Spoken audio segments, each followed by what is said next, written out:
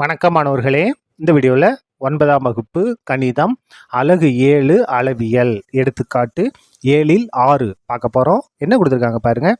5 centimetre பக்க அளவு கொண்ட கனசதுரத்தின் மொத்த பரப்பு மற்றும் பக்கப்பரப்பை காண்க. கனசதுரம் அப்படின்னா 6 பக்கங்களும் சமமாக இருக்கும். பக்க அளவு 5 சென்டிமீட்டர் கொடுத்துட்டாங்க. அதனுடைய மொத்த பரப்பு, அதுக்கு அடுத்தது பக்கப்பரப்பை நம்ம கண்டுபிடிக்கணும். ஒவ்வொன்றா கண்டுபிடிக்கலாமா? முதல்ல பாருங்கள். கனசதுரத்தின் மொத்த பரப்பை நம்ம கண்டுபிடிப்போம். கனசதுரத்தின் மொத்த பரப்புக்கு ஃபார்முலா பாருங்க. மொத்த பரப்புக்கு ஃபார்முலா 6a² சதுர அலகுகள் ஈக்குவல் டு இந்த 6 அப்படியே வந்துடும். ஏன்றது என்ன பாருங்க, 5 இல்லையா?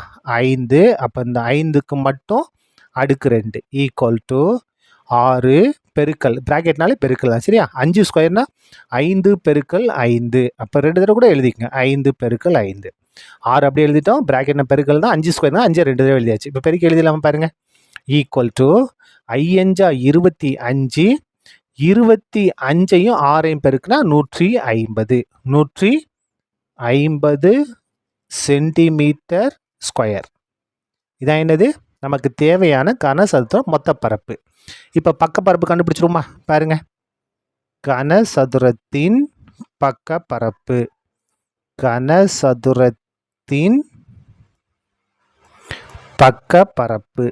கண்டுபிடிப்பா பாருங்க. பக்கப்பரப்புக்கு நமக்கு ஃபார்முலா தெரியும். என்ன அப்படின்னா 4a² சதுர அலகுகள் ஈக்குவல் டு இந்த 4 அப்படியே வந்துடும். ஏக்கு பதிலாக என்னது? 5. இந்த ஸ்கொயர் அப்படியே வந்துடும். ஈக்குவல் டு 4 பெருக்கல் 5 ஸ்கொயருக்கு. அப்போ 5 2 தடவை எழுதுறோம். 5 பெருக்கல் 5 பெருக்கலாமா பாருங்க.